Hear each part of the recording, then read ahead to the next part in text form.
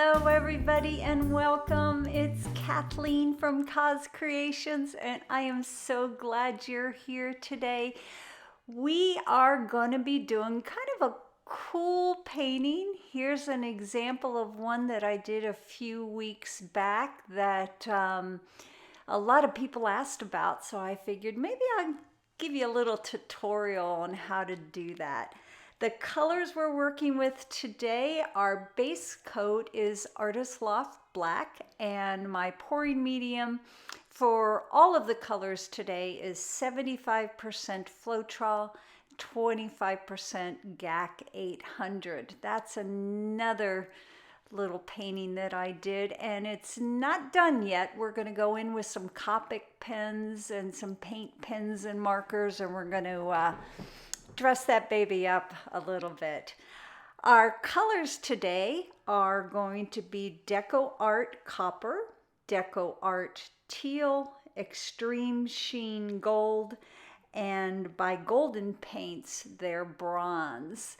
And these are really fun fall colors. So we're going to go ahead and put our base coat down. I sped this up a little bit because it's kind of boring. This video is about 25 minutes long, and I hope you hang with me, guys. It's a teaching video, and I'm here to teach this technique to you. Anybody who is already experienced and not that interested in the detail, go ahead and fast forward through it. But sit down, get comfortable, pour yourself a glass of wine or a nice cup of coffee and enjoy.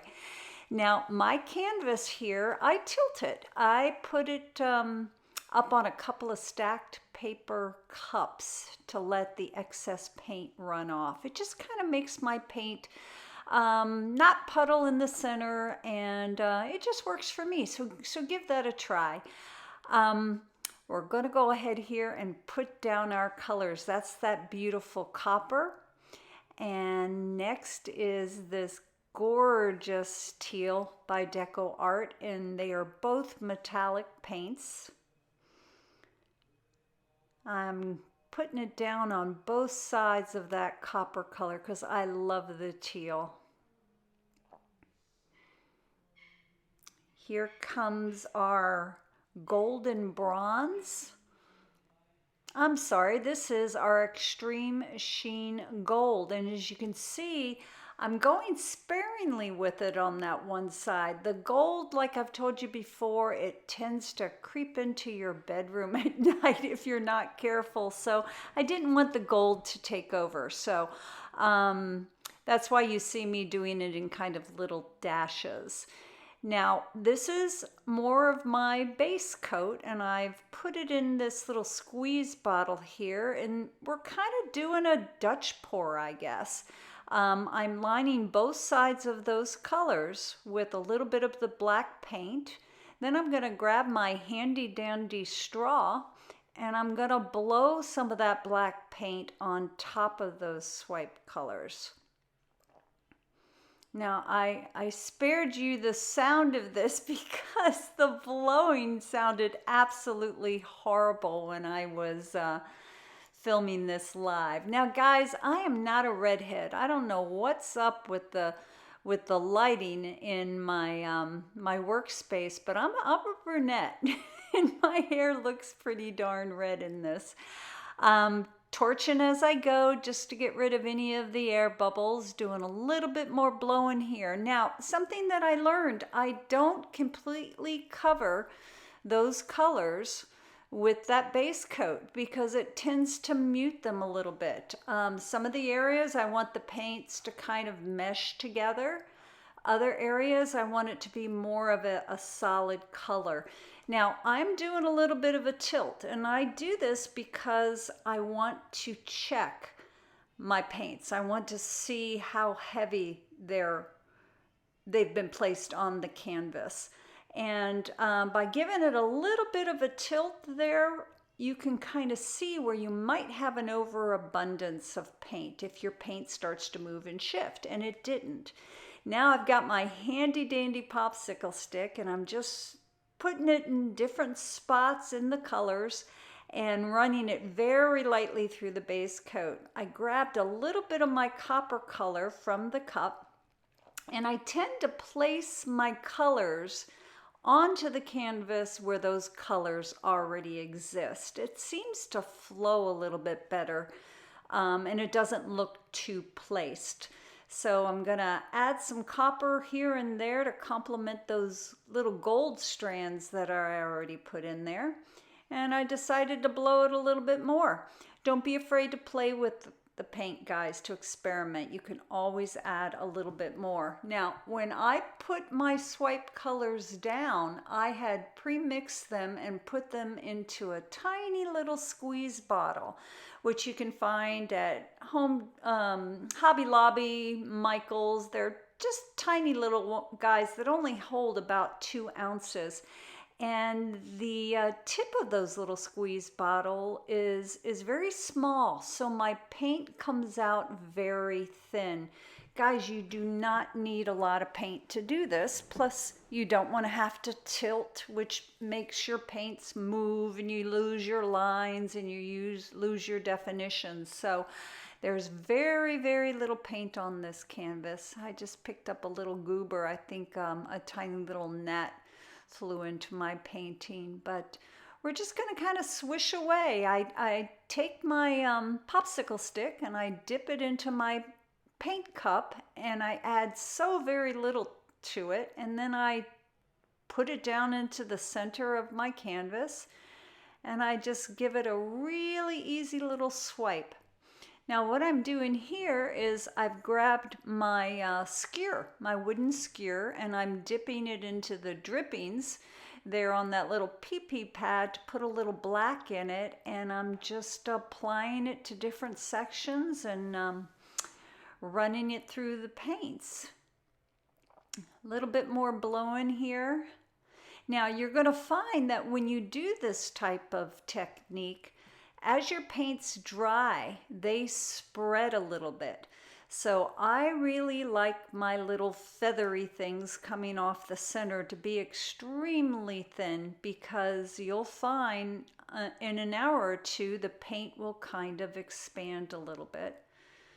And I like them nice and thin. Now I'm going to kind of accentuate this little feather part here. I'm just dipping my skewer into the paint that's already on the canvas and just feathering it out. Every once in a while I'll dip my skewer into my cup with the teal color in it, and I'll add just a little bit more. But that's pretty. Now I like to move my canvas around a little bit because I like to see how it looks from different angles. I also photograph my canvases as I'm going, and I sit down, take a breather, and kind of look at those pictures to see how it looks, what I might want to add, how, you know, what way I want to position my painting when I hang it on the wall. And then I just go back to it and I enhance it. This painting probably took me about an hour and a half to do, and I did all I could to minimize it, guys, so you didn't have to sit here with me for an hour and a half.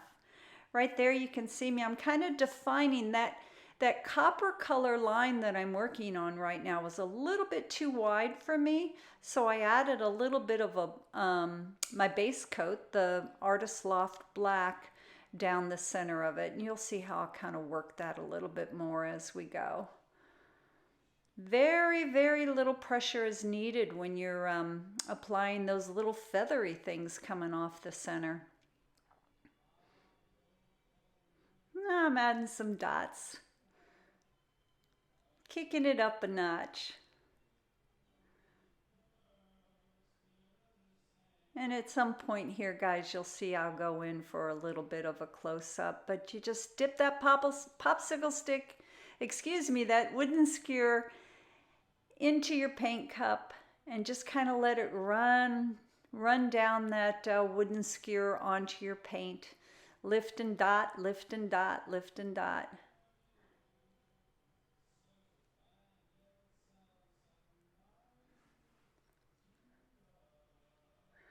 Now here what I was doing is I decided to add another dot inside my little turquoise dot. So I put just a little bit of black paint and I added the dot of black inside the turquoise dot. But you'll see later on I decided I didn't like that, and I took it away by adding a little more turquoise up on top. Now what I'm doing here is all those little pillowy cells.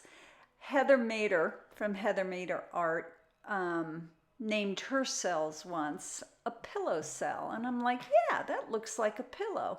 Well, some of the pillow cells were a little bigger than I wanted. And so I dipped my skewer into my black paint and I added a little line between the big pillow cells so I'd have two pillow cells. Just gives it a little bit more definition.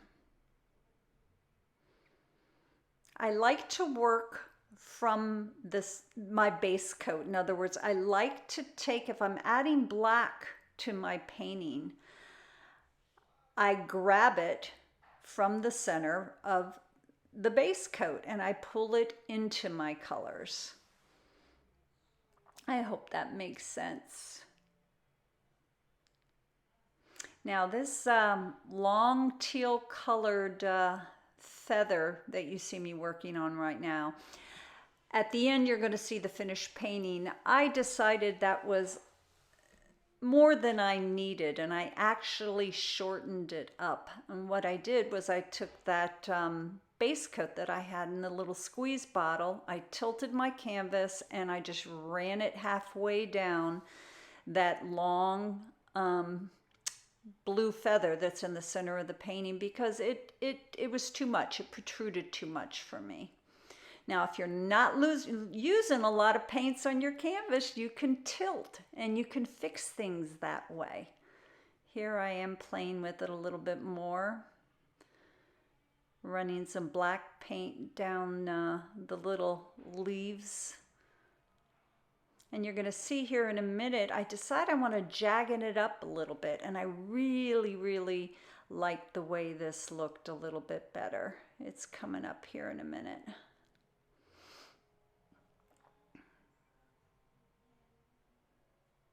Don't be afraid to play with your paints, guys. It's how we figure things out. It's how we come up with unique and different techniques. It's how you make your painting your own. Now, this is my first video that I edited. Heather Mader helped me out with my first two videos. And I'll tell you what, this was a challenge.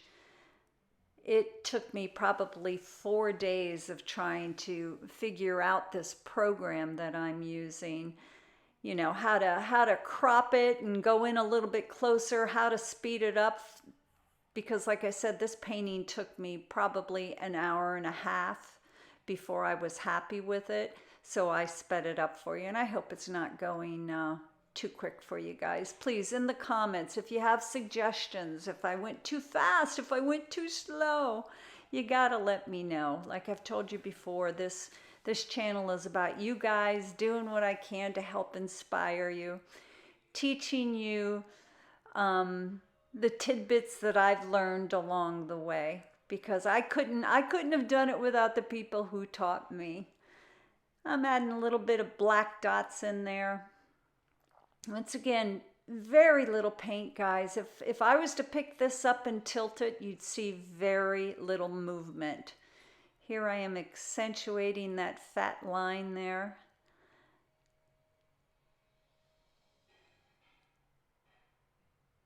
God, I hope this is recording. Because if it's not, I'm going to have to start all over again. Now this I really like. I liked adding those little gold dots.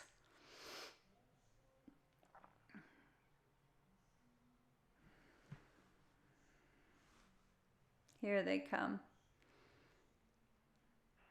And the dots as well, they're going to expand for you. So when you're dropping your little droplets off your wooden skewer into your base coat, use very little paint when you first start out, guys, because they expand. And when you hit them with a torch, they expand even more. And if you kind of over torch them, meaning pass your torch over them several times, the black base coat that they sit in kind of engulf them a little bit. And you have this little black rim that lines those little droplets. It's so fun to experiment. It's so fun to play.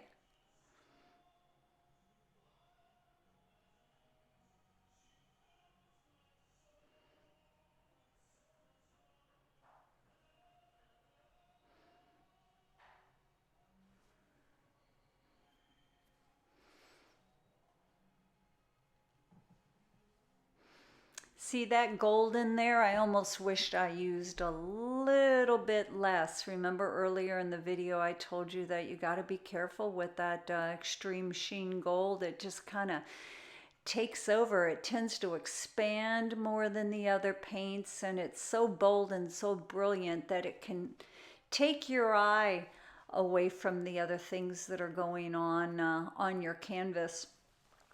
Before I retired this year, I owned a landscaping company in Northern Virginia for 30 years, and everybody wanted yellows and bright colors in their landscape. And I learned over time that bright colors like your yellows, if you stare at a landscape and there's yellows and reds and blues and all of these colors, the first place your eye is going to go is to those yellows. It's just a bold and beautiful color, and you have to use it sparingly because it tends to take your eye away from the other surrounding colors. So, but I add a little bit of black here and there, add a little bit more teal, and kind of downplay that gold a little bit.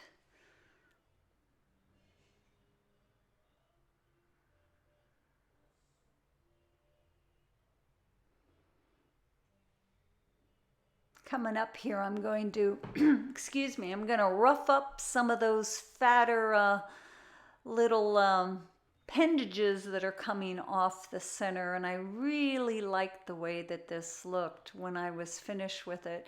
You'll see I'm going to dip my wooden skewer into the black base coat, and I'm going to just kind of push it in different sections of that fat little coppery feather right there on the right. And it jagged it up. I don't even know if that's a word. And I just love the way it looked when I was done with it. See, I'm trying to narrow that copper line down a little bit because it was a little bit too fat for me.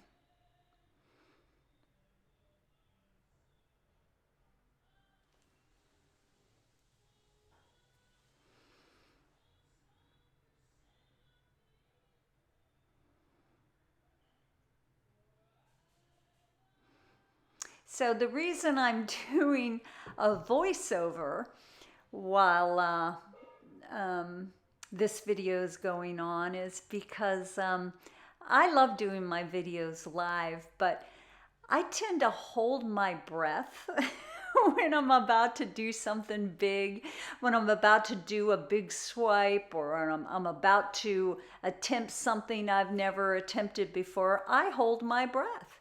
And it's very hard to talk, and it's very hard to tell you about what I'm doing because I'm holding my breath. So I figured I'd give this voiceover a shout, or a try, excuse me. Here's that little technique where I'm just kind of pushing a line. It looks like I'm dropping a little bit of black paint, but I'm actually kind of pulling the base coat into that copper swish and jaggeding it up. And that's a, that's a very Very hard word to say. Okay, And I do guys, this in a I'm couple back. of other places as well. My computer went a little crazy on me for a minute, so I'm back with you, and as you can see here, I'm just pulling some of that base coat into the side of that little copper swishy line, and making it have a little bit more interest. And I'm doing the same thing over here because, like I said, I didn't like the width of that upper copper line. And so I wanted to narrow it down a little bit. And I'm doing that by taking some of that copper paint away by pulling in that black base coat. This was a fun painting. I enjoyed doing it. I like it when I can spend an hour or two working on a painting. It's relaxing to me. I stand back, I stare at it, I take a break from it, I think about it, take pictures of it, stare at the pictures, then come back to it after I decide what I do or don't like on it. And like I said, that long teal middle swipe area, I ended up taking that away because it was too much. It was too separate from everything else on this canvas. And I'm jagging it up that line as well.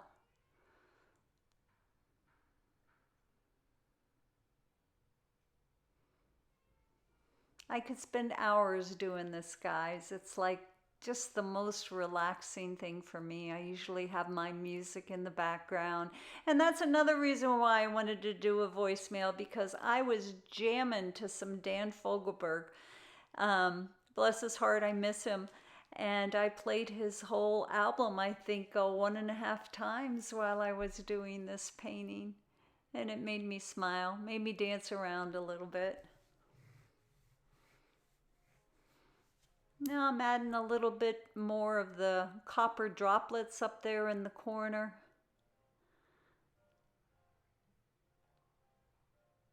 Slow and easy, and remember, guys, not a lot of paint.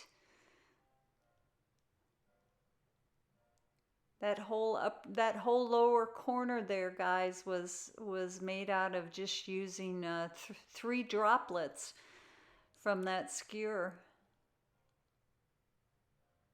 And like I said earlier, they expand. So go easy when you first start out, because those little droplets tend to grow on you.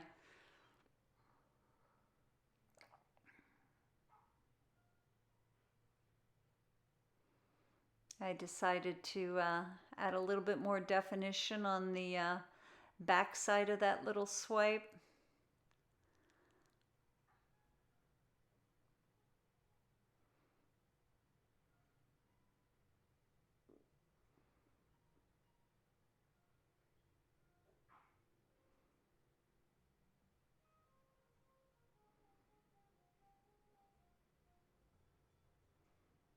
There I am cutting those pillow cells, as Heather calls them, in half.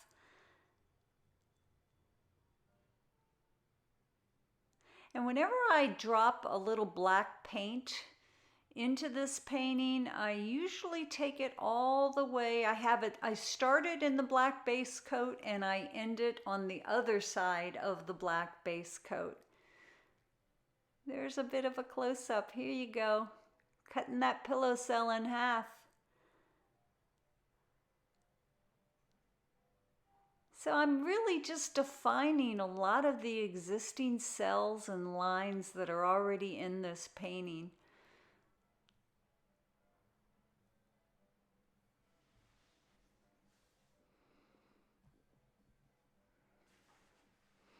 My man and I just got back from, I'll have to tell you my story another time. I'm done. Here we go with the close-up. The lighting gets a little bit funky here, but at the end you'll see the finished painting. And there's that darn long blue line. I took it away, guys. I hope you agreed with me.